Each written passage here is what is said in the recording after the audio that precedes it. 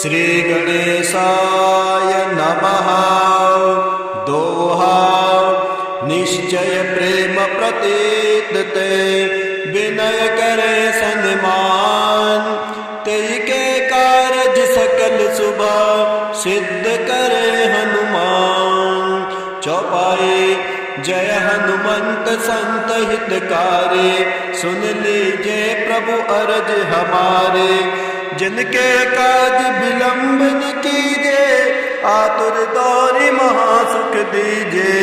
जैसे कोद सिंध महापारा, सुरसा बदन पैठ विस्तारा। आगे जाय लंकिनी रोका, मार उलात गई सुरलोका। जय विभीषण को सुख देना, सीता निरख परम पद लेना। बाग उजार सिंध महाबोरा, अति आतर जम कातर तोरा। अक्षय कुमार कुमार संहारा, लोम लपेट लंक को जारा। लाह समान लंक जर गाई, जय जय धुनि सुरपुर नभ भाई। अब विलंब के कारण स्वामी, कृपा करहूँ रे अंतरयामी। जय जय लखन प्राण के दाता, आतुर हो दुख करहु निपाता। जय हनुमान जयति बल सागर, सुर समूह समरथ भटनागर। ओम हनु हनु हनु हनुमंत टीले, बैरी मारु वज्र की कीले। गदा वज्र ले बारही मारो, महाराज प्रभु दास उबारो। ओंकार ओंकार महाप्रभु दाओ, वज्र गदान विलंब न लाओ। ओम ह्रीं ह्रीं ह्रीं हनुमंत कपीसा, ओम हनु हनु हनु हनु अरे उर सीसा। सत्य हो हरि शपथ पाई के, राम दूत धरु मारु धाई के। जय जय जय हनुमंत अगाधा, दुख पावत जन के ही अपराधा।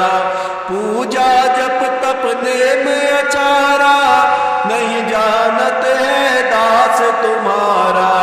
बने उपवन मग गृह ग्रह माही, तुम्हारे बल है डर पत नाही। जय अंजनी कुमार बलवंता, शंकर सुवन वीर हनुमंता। बदन कराल काल कुल घालक, राम सहाय सदा प्रतिपालक। भूत प्रेत पिशाच निशाचर, अग्नि बेताल काल मारी मर। इन्ह मारु तोहि शपथ राम के, राखु नाथ मर जाद नाम के। जनक सुता हरिदास कहावो, ताकि शपथ विलंब न लावो। जय जय जय धुनि होत आकाशा, सुमिरत होय दुसह दुख नासा। चरण पकड़ कर जोरी मनावो, यही अवसर अब के गोहरावा। उठो उठो चलो तो ही राम दुआए, पाय परो कर जोरी मनाए। ओम चन चन चन चन चपल चलंता, ओम हनु हनु हनु हनु हनुमंता। ओम हंग हंग हाक देत कपि चंचल, ओम सन सन सामि पराने खल दल। अपने जन को तुरत उबारो, सुमिरत होय आनंद हमारो। ताते बिनते करो पुकारे, हरहु सकल दुख विपति हमारे। ऐसा बल प्रभाव प्रभु तोरा, कष न रहु दुख संकट मोरा। हे बजरंग बाण समधावो, मेट सकल दुख दरस दिखावो। हे कपिराज काज सब एहो, अवसर चूकी अंत पछते हो। जन के लाज जात यही बारा, धावहु हे प्रभु पवन कुमारा। जयति जयति जय जय हनुमाना, जयति जयति गुण ज्ञान निधाना, जयति जयति जय जय कपीराए, जयति जयति जय जय सुखदाए, जयति जयति जय राम प्यारे, जयति जयति जय सिया दुलारे, जयति जयति मुद मंगल दाता, जयति जयति त्रिभुवन विख्याता। यही प्रकार गावत गुण सहसा, पावत पार नहीं लवलेसा, राम रूप सर्वत्र समाना, देखत रहत सदा हर्षाना। विधि शारदा सहित दिन राति, गावत कपि के गुण बहु भाते, तुम सम नहीं जगत बलवाना, कर विचार देखो विधि नाना।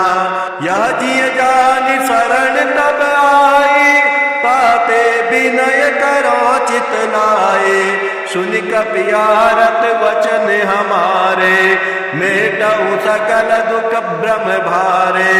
यही प्रकार बिनती कपि केरी, जो जन कर लहे सुख डेरे। या के पड़त वीर हनुमाना, धावत बाण तुल्य बलवाना, मेटत आए दुख क्षण माई, दय दर्शन रघुपति डिग जाए। पाठ करे बजरंग बाण के, हनुमत रक्षा करे प्राण के। डिडमुट टोना दिखना से, पर कृत यंत्र मंत्र नहीं त्रासे, भैरवाद सुर करे मिताए, आयुष्मान करो सेवकाए। प्रण कर पाठ करे मन लाई, अल्प मृत्यु ग्रह दोष नसाए। आवृत्ति 11 प्रतिदिन जापे, ताके चाह काल नहीं चापे। दे गूगल की धूप हमेशा, करे पाठ तन मिटे कलेसा। यह बजरंग बाण जय मारे, ताई कहो फिर कौन उबारे। शत्रु समूह मिटे सब आपे, देखत ताई सुरासुर कापे। तेज प्रताप बुद्धि अधिकाए, रहे सदा कपिराज सहाय। यह बजरंग बाण जय मारे, ताहि कहाँ फिर कवन उबारे। पाठ करे बजरंग बाण के, हनुमत रक्षा करे प्राण के। यह बजरंग बाण जो जापे, तासो भूत प्रेत सब कापे। धूप देय जो जपे हमेशा, ताके तन नहीं रहे कलेसा। उर प्रतीति दृढ़ शरण हो, पाठ करे धरि ध्यान। बाधा सब हर करे सब, काम सफल हनुमान। प्रेम प्रतीत ही कपि भजे, सदा डरे उर ध्यान। ते के कारज सकल सुभाव, सिद्ध करे हनुमान। ओम श्री गणेशाय नमः। श्री सीतारामचंद्राभ्यां नमः।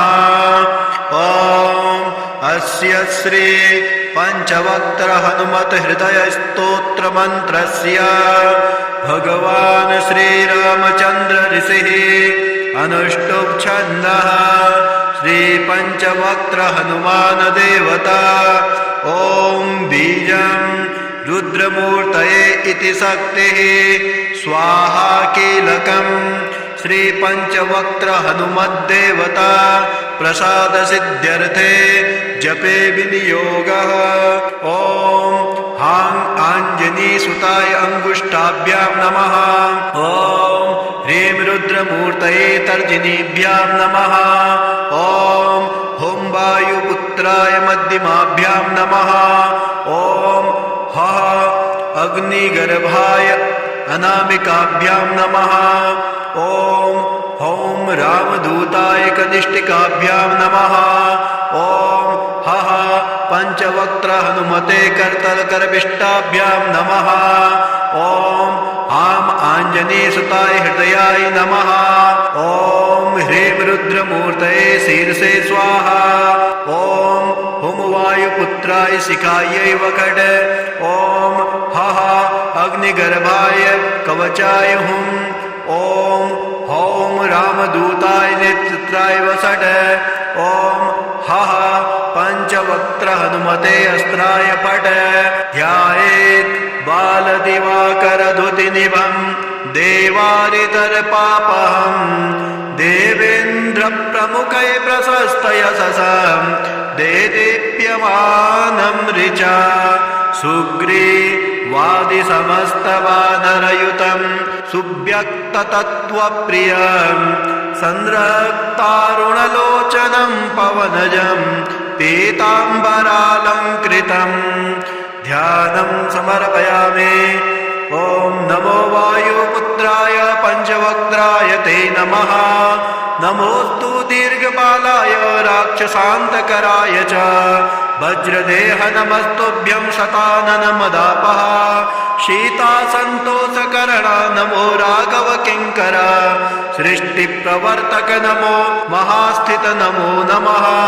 कलाकाष्ठास्वरूपाय माससंवत्सरात्मक नमस्ते ब्रह्मरूपाय शिवरूपाय ते नमः। नमो विष्णुस्वरूपाय सूर्यरूपाय ते नमः। नमो बन्धेस्वरूपाय नमो गगनचारिणे। सर्वारम्भावनचर अशोकवननाशक नमो कैलासनिलय मलयाचलसंत्रय। नमो रावणनाशाय इन्द्रजिद्वदकारिणे महादेवात्मक नमो। नमो वायुतनूद्भव नमः सुग्रीव सचिव शीतासन्तोषकारण। समुद्रोल्लङ्घन नमो सौमित्रे प्राणदायक। महावीर नमस्तुभ्यं दीर्घबाहो नमो नमः। दीर्घबाल नमस्तुभ्यं वज्रदेह नमो नमः। छायाग्रहहर नमो वरसौम्य मुखे क्षण। सर्वदेव सुरसंसेव्य मुनिसंघ नमस्कृतम्। अर्जुनध्वज संवास कृष्णार्जुन सुपूजिता। धर्मार्थकाम मोक्षाख्य पुरुषार्थ प्रवर्तक। ब्रह्मास्त्रबन्ध भगवन् आहतासुरनायक। भक्तकल्प महाभुज भूतबेतालनाशक। दुष्टग्रहरानन्त वासुदेव नमोऽस्तुते। श्रीरामकार्ये चतुर पार्वती गर्भसम्भव। नमः पम्पावनचर ऋष्यमूककृतालय। धान्यमाले सापहर कालनेमिर्निवर्हण। सुवर्चला प्राणनाथ रामचन्द्र परायण। नमो वर्गस्वरूपाय वर्णनीय गुणोदय। वरिष्ठाय नमस्तुभ्यं वेदरूप नमो नमः। नमस्तुभ्यं नमस्तुभ्यं भूयो भूयो नमाम्यहम्। इति ते कथितं देवी हृदयं श्रीहनुमत। सर्वसम्पत्करं पुण्यं सर्वसौख्यविवर्धनं। दुष्टभूतग्रहरं क्षयापस्मारनाशनं। यस्त्वात्मनियमो भक्त्या वायुसूनो सुमङ्गलं। हृदयं पठते नित्यं स ब्रह्मसदृशो भवेत्।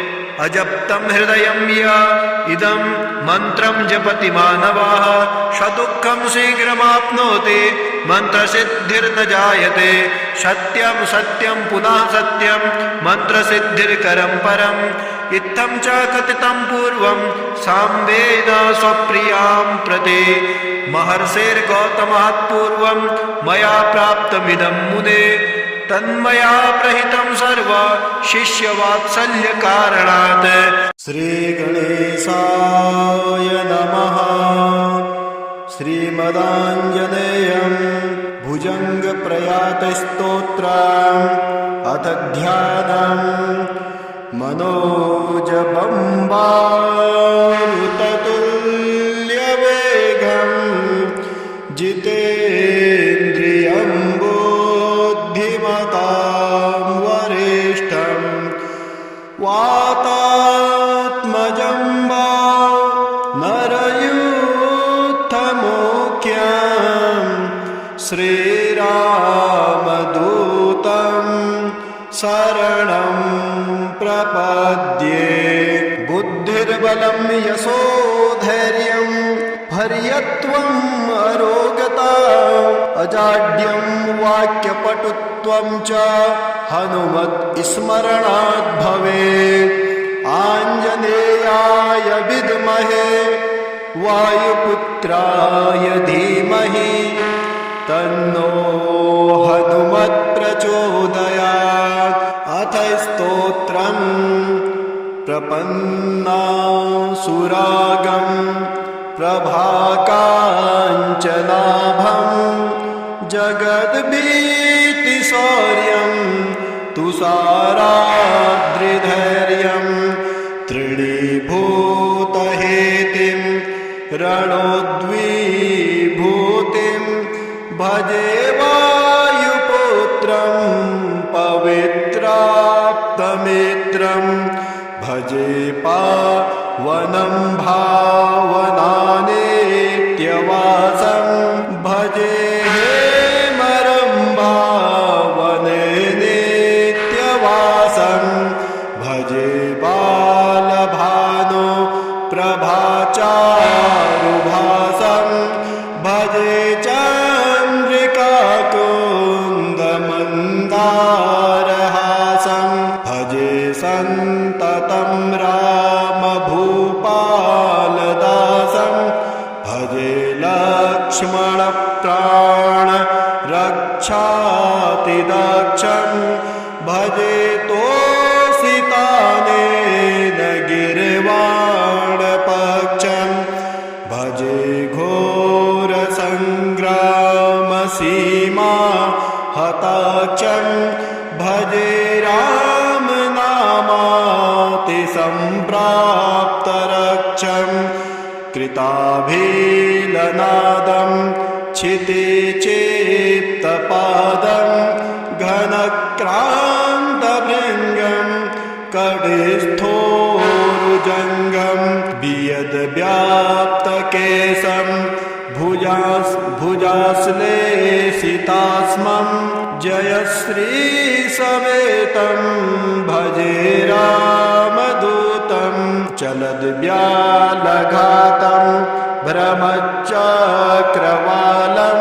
कठोराट्टहासं प्रभिन्नाब्जजाण्डं महासिंहनादं द्विशीर्णत्रिलोकं भजे चाञ्चलेयं प्रभुं वज्रकायं रणे भीषणे मेघनादे सनादे सरोषे समारोषिते मित्रमुख्ये खगानां घनानां सुराणां च मार्गे नटन्तं वहन्तं हनुमन्तमीढे कनद्रत्नजम्भारिदम्भोलिधारं कदन्तं निरुद्धोतकालोग्रदन्तं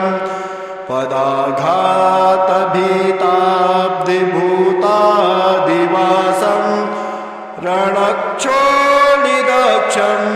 भजे पिङ्गलाक्षं महागर्वपीडां महोत्पातपीडां महारोगपीडां महातीव्रपीडां हरत्यासुते पादपद्मानुरक्तो नमस्ते कपिश्रेष्ठ रामप्रियो यः सुधासिन्धुमुल्लङ्घनातोऽग्रदीप्ता सुधाचौषधिस्ता प्रगुप्ता प्रभावन् क्षणद्रोणशैलेस्य सारेण सन्तो विना नभो स्वयं कसमर्ता कपीन्द्रः निरातङ्कमावेश्य लङ्काविशोको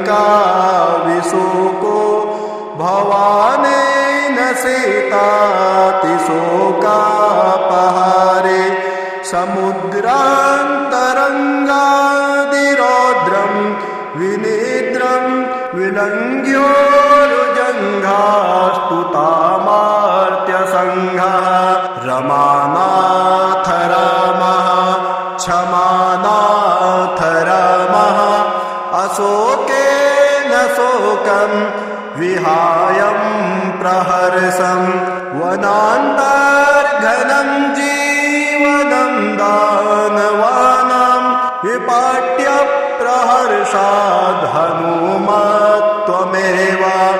जराभारतो भूरिपिण्डा शरीरे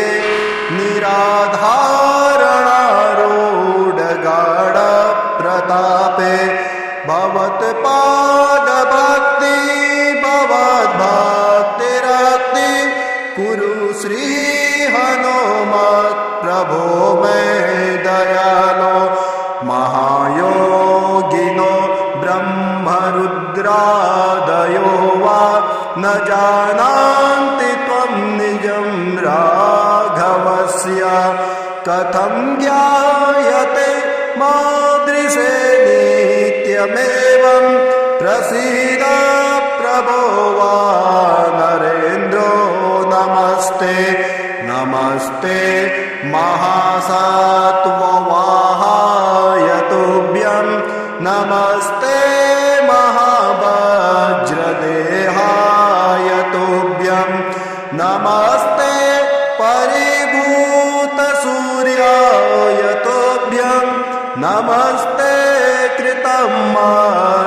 कृतमर्त्यकार्याय तुभ्यं नमस्ते सदा ब्रह्मचर्याय तुभ्यं नमस्ते सदा वायुपुत्राय तुभ्यं नमस्ते सदा पिङ्गलाक्षाय तुभ्यं नमस्ते सदा रामभक्ताय तुभ्यं ॐ श्रीगणेशाय नमः दोहा निश्चय प्रेम प्रतीत ते विनय करे सन्मान तेई के कारज सकल शुभ सिद्ध करे हनुमान चौपाई जय हनुमंत संत हितकारी सुन लीजिए प्रभु अरज हमारे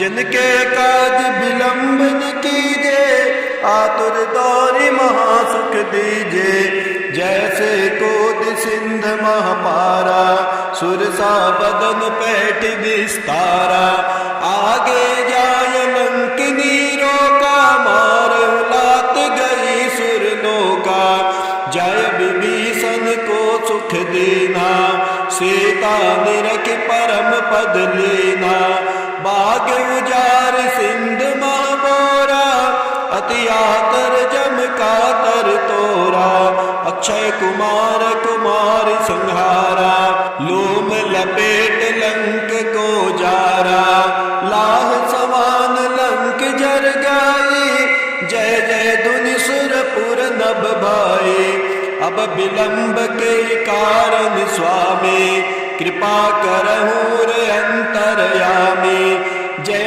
जय लखन प्राण के दाता आतुर हो दुख करहु निपाता जय हनुमान जयत बल सागर सुर समूह समरत भटनागर ओम हनु हनु हनु हनुमंता टीले बैरी मारु भद्र की कीले गदा वज्र ले बारही मारो महाराज प्रभु दास उबारो ओंकार ओंकार महाप्रभु दाओ वज्र गदानु विलंब न लाओ ओम ह्रीं ह्रीं ह्रीं हनुमंत कपीसा ओम हनु हनु हनु हनु अरे उर शीसा सत्य हो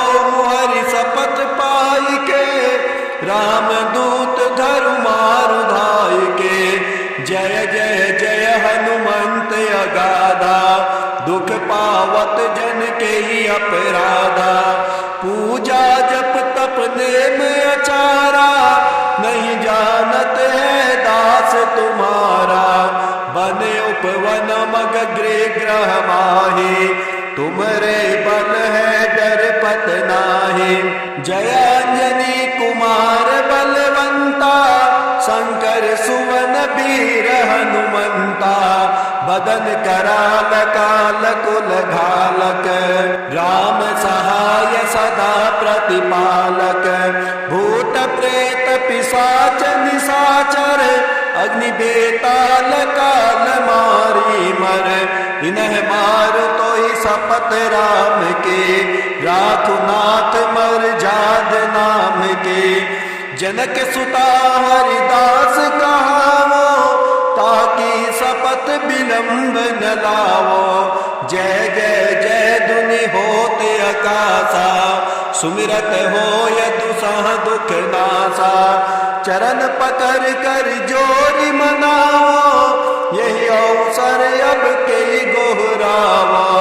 उठो उठो चलो तो ही राम दुआए, पाय परो कर जोरी मनाए।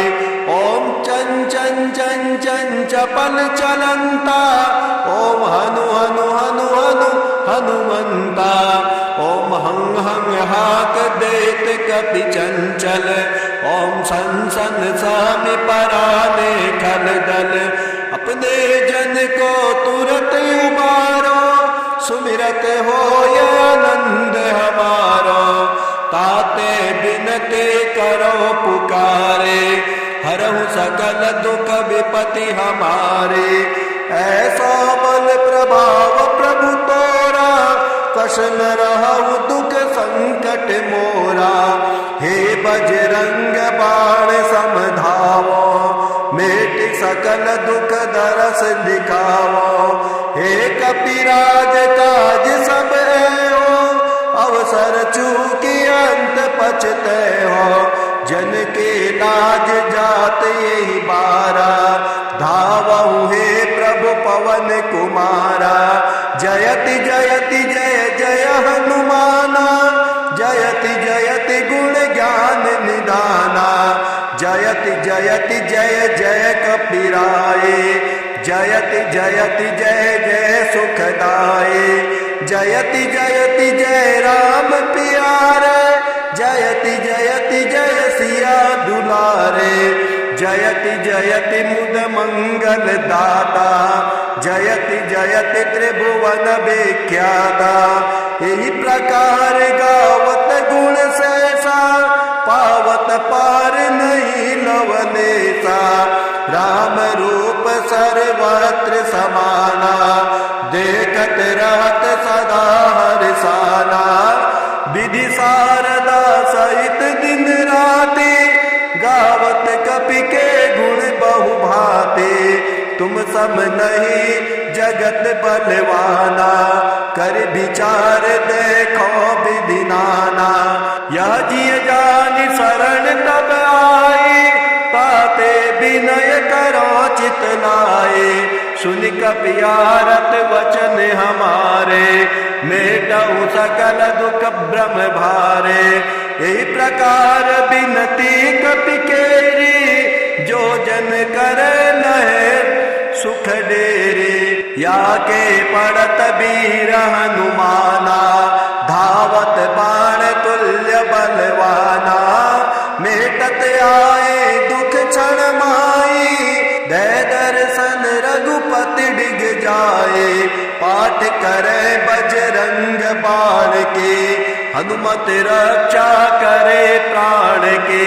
डिडमुट टोना दिखना से, पर कृत यंत्र मंत्र नहीं त्रासे।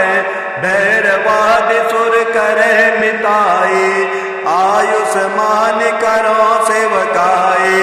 प्रण कर पाठ करे मन लाई, अल्प मृत्यु ग्रह दोष नसाए। आवृत्ति 11 प्रतिदिन जापे, ताके चाह काल नहीं चापे। दे गूगल की धूप हमेशा, करे पाठ तन मिटे कलेसा। यह बजरंग बाण जय मारे, ताई कहो फिर कौन उबारे। शत्रु समूह मिटे सब आपे, देखत ताई सुरासुर कापे।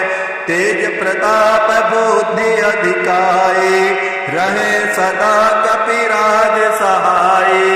यह बजरंग बाण जय मारे, ताहि कहाँ फिर कवन उबारे। पाठ करे बजरंग बाण की, हनुमत रक्षा करे प्राण की। यह बजरंग बाण जो जापे, तासो भूत प्रेत सब कापे।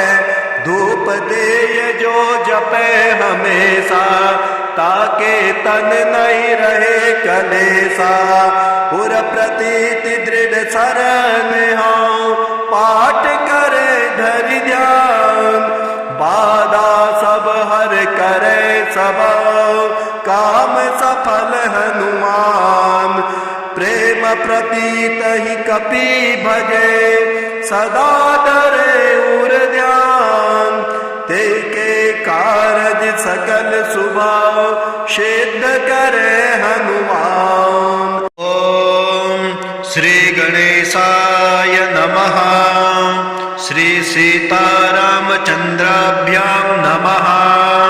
ओम अस्य श्री पंचवक्त्र हनुमत हृदय स्तोत्र मंत्रस्य भगवान श्री रामचंद्र ऋषिः अनुष्टुप् छन्दः। श्री पंचवक्त्र हनुमान देवता। ओम बीजं रुद्रमूर्तये इति शक्तिः स्वाहा कीलकम्। श्री पंचवक्त्र हनुमद्देवता प्रसाद सिद्ध्यर्थे जपे विनियोगः। ओम हां आंजनी सुताय अंगुष्ठाभ्यां नमः। ओम ह्रीं रुद्रमूर्तये तर्जनीभ्यां नमः। ओम हुं वायुपुत्राय मध्यमाभ्यां नमः। ओम हः अग्निगर्भाय अनामिकाभ्यां नमः। ओम हौं रामदूताय कनिष्ठिकाभ्यां नमः। ओम हः पंचवक्त्र हनुमते करतलकरविष्टाभ्यां नमः। ओम हां आंजनेयसुताय हृदयाय नमः। ओम ह्रीं रुद्रमूर्तये शीर्षे स्वाहा। ओम हुं वायुपुत्राय शिखायै वखड। ओम हः अग्निगर्भाय कवचाय हुं। ओम हौं रामदूताय नेत्राय वसड। ओम हः पंचवक्त्र हनुमते अस्त्राय फट। ध्यायेत् बालदिवाकरधुतिनिभं देवारितर्पापहं। देवेन्द्र प्रमुखै प्रशस्त यशसं देदीप्यमानं ऋचा। सुग्रीवादि समस्तवानरयुतं सुव्यक्ततत्त्वप्रियं। संरक्तारुणलोचनं पवनजं पीताम्बरालङ्कृतम्। ध्यानं समर्पयामि। ओम नमो वायुपुत्राय पंचवक्त्राय ते नमः। नमोस्तु दीर्घपालाय राक्षसान्तकराय च। वज्रदेह नमस्तुभ्यं शतानन मदापः। शीतासन्तोषकरण नमो राघव किङ्कर। सृष्टिप्रवर्तक नमो महास्थित नमो नमः। कलाकाष्ठास्वरूपाय मास संवत्सरात्मक। नमस्ते ब्रह्मरूपाय शिवरूपाय ते नमः। नमो विष्णुस्वरूपाय सूर्यरूपाय ते नमः। नमो बन्धेस्वरूपाय नमो गगनचारिणे। सर्वारम्भावनचरा अशोक वननाशक। नमो कैलासनिलय मलयाचल संश्रया। नमो रावणनाशाय इन्द्रजिद्वदकारिणे। महादेवात्मक नमो नमो वायुतनूद्भव। नमः सुग्रीव सचिव शीतासन्तोषकारण। समुद्रोल्लंघन नमो सौमित्रे प्राणदायक। महावीर नमस्तुभ्यं दीर्घबाहो नमो नमः दीर्घबाल नमस्तुभ्यं वज्रदेह नमो नमः छायाग्रहहर नमो वरसौम्य मुखे क्षण सर्वदेव सुरसंसेव्य मुनिसंघ नमस्कृतम् अर्जुनध्वज संवास कृष्णार्जुन सुपूजिता धर्मार्थ काम मोक्षाख्य पुरुषार्थ प्रवर्तक ब्रह्मास्त्र बंध भगवन् आहतासुर नायक भक्त कल्प महाभुज भूत बेताल नाशक दुष्टग्रहरानंत वासुदेव नमोस्तुते श्रीराम कार्ये चतुर पार्वती गर्भ संभव नमः पंपावनचर ऋष्यमूक कृतालय धान्यमाले सापहरा कालनेमिर्निवर्हण सुवर्चला प्राणनाथ रामचंद्र परायण नमो वर्गस्वरूपाय वर्णनीय गुणोदय वरिष्ठाय नमस्तुभ्यं वेदरूप नमो नमः नमस्तुभ्यं भूयो भूयो नमाम्यहम् इति ते कथितं देवी हृदयं श्रीहनुमता सर्वसम्पत्करं पुण्यं सर्वसौख्यविवर्धनं दुष्टभूतग्रहरं क्षयापस्मारनाशनं यस्त्वात्मनियमो भक्त्या वायुसूनो सुमङ्गलं हृदयं पठते नित्यं स ब्रह्मसदृशो भवेत् अजप्तं हृदयं य इदं मन्त्रं जपति मानवः सदुःखं शीघ्रमाप्नोति मन्त्रसिद्धिर्न जायते सत्यं सत्यं पुनः सत्यं मन्त्रसिद्धिर्करं परम् इत्थं च कथितं पूर्वं साम्बेन स्वप्रियां प्रति महर्षिर्गौतमात् पूर्वं मया प्राप्तमिदं मुने तन्मया प्रहितं सर्व शिष्यवात्सल्य कारणात् श्रीगणेशाय नमः श्रीमदाञ्जनेयं भुजङ्गप्रयातस्तोत्रम् अथ ध्यानम्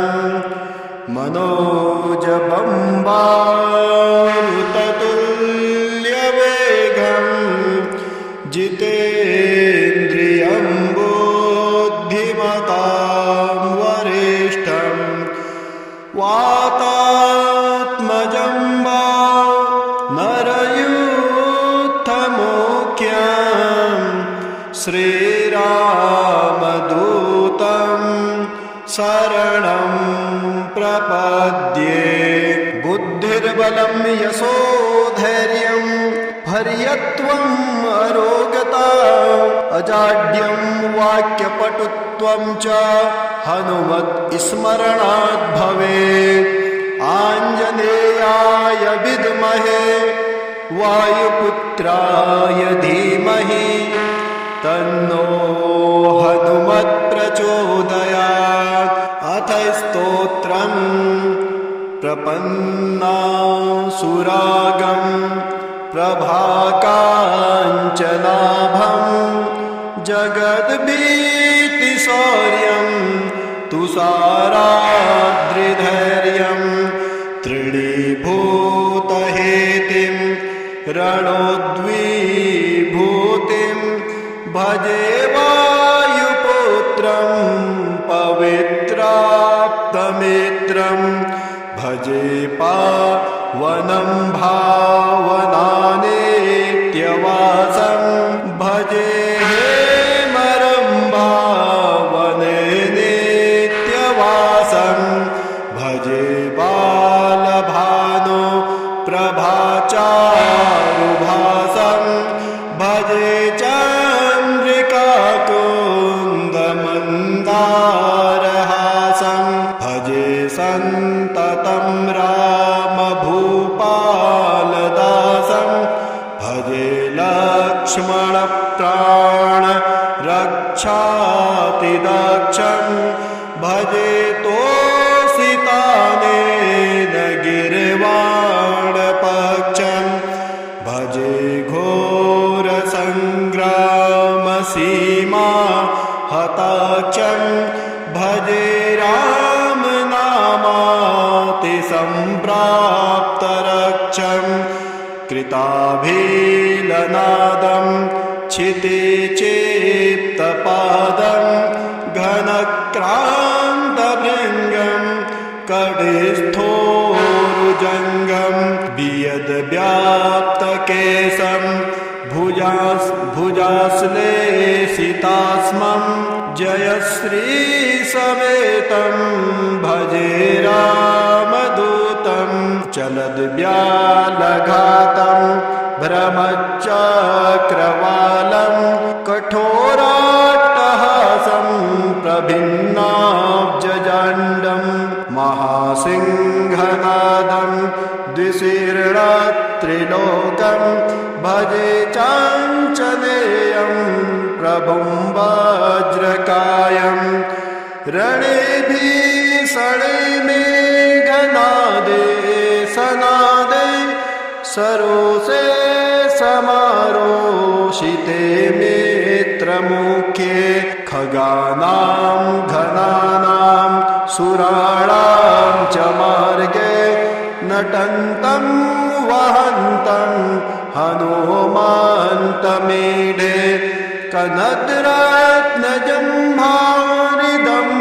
कनद्रत्नजम्भारिदम्भोलिधारं कदन्तं निरुद्धोतकालोग्रदन्तं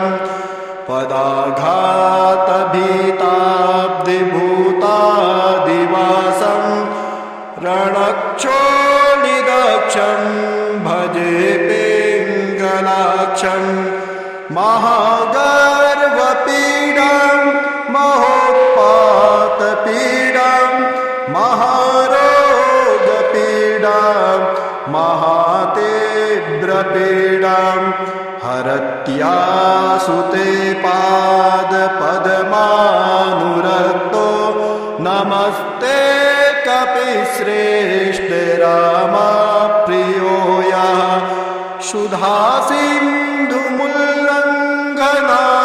सुधासिन्धुमुल्लङ्घनाथोऽग्रदीप्तः सुधाचौषधिस्ता प्रगुप्ता प्रभावन् क्षणद्रोणशैलेस्य सारेण सन्तो विना वो स्वयं कस्समर्ता कपीन्द्रः निरातङ्कमावेश्य लङ्काविशोको भवानेन सीतातिशोकापहारे समुद्रान्तरङ्गादिरौद्रं विनिद्रं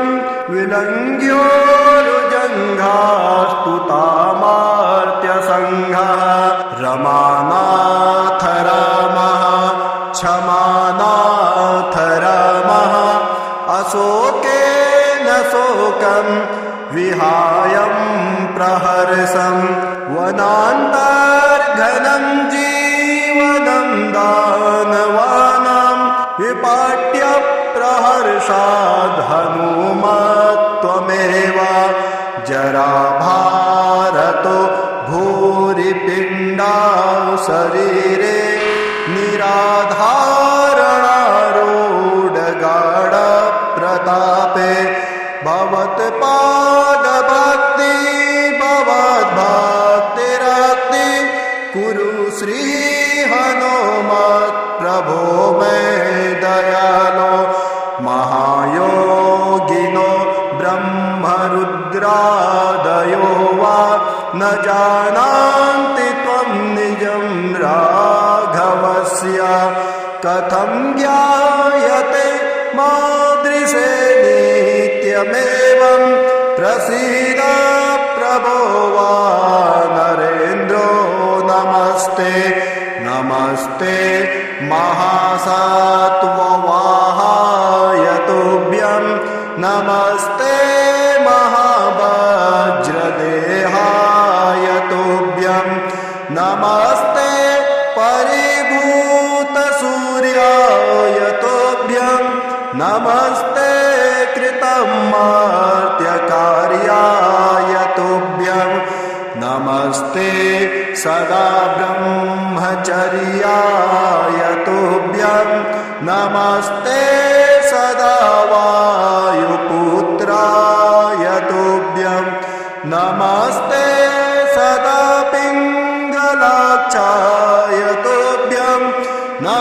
नमस्ते सदा